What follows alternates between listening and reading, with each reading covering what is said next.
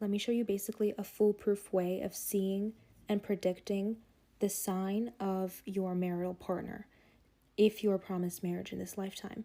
Now, there's a few things that you have to keep in mind. 1, open your chart and look at your 7th house and figure out your 7th house ruler. In this case, the descendant, the 7th house cusp, is in Gemini, so the ruler is Mercury. If your 7th house is in Scorpio, in Pisces, or in Aquarius, check both your traditional and your modern rulers. Now you're going to take that 7th house ruler, find where it is in the chart, ignore the sign. Check the tightest the tightest orbing aspect that it's making.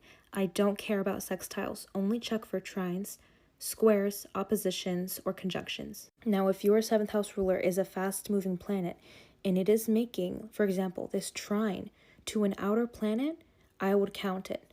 If your 7th house ruler is already an outer planet and it's making, for example, an opposition to another outer planet, probably wouldn't count it. So you kind of have to use your discernment here a little bit. But for example, this is Princess Diana's chart. Look at her Mercury. The tightest orbiting aspect that it's making is a trine to Neptune in Scorpio. This is Prince Charles's chart. Look at his Scorpio house. He has a whole stellium. Now let's check for him. He has his 7th house in Aquarius, meaning that his rulers are Saturn and Uranus. Uranus is making an exact degree opposition to Sagittarius.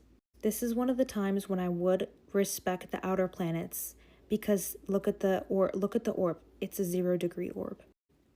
Look at the traditional ruler. It's making about a 5-degree, 6-degree trine to the moon, and a 5-6-degree, or I should say a 6-degree trine also to Jupiter in Sagittarius. Jupiter wins because we have 2 aspects made to it. The Princess Diana's chart, she's a Sagittarius rising. I'm telling you, this method works.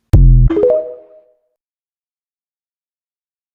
carta natal me predijo literalmente con quién me iba a casar. Y sí, si no lo sabía, soy una persona felizmente casada recientemente, pero literalmente esta técnica pues ya yo la había utilizado en la carta natal de varias de mis clientas y había resonado muchísimo. Y obviamente yo no podía esperar a que se cumpliera mi propia predicción. En este video también vengo a enseñarte a cómo tú también puedes hacer eso, utilizando tu carta natal. Es que en realidad hay muchas técnicas, pero una de las que más me gusta a mí es utilizar el asteroide Juno, que ese asteroide en la astrología representa el matrimonio y también representa las características de tus parejas más comprometidas o la pareja con la que te vas a casar. Literalmente no te miento porque Juno describió mi pareja actualmente todo como es él. Juno también representa el matrimonio y como yo lo tengo en la casa número 1 en el signo de Acuario, esto indica en la casa número 1 que voy a tener un matrimonio a una edad un poco temprana y a mi edad yo todavía lo considero que es temprano.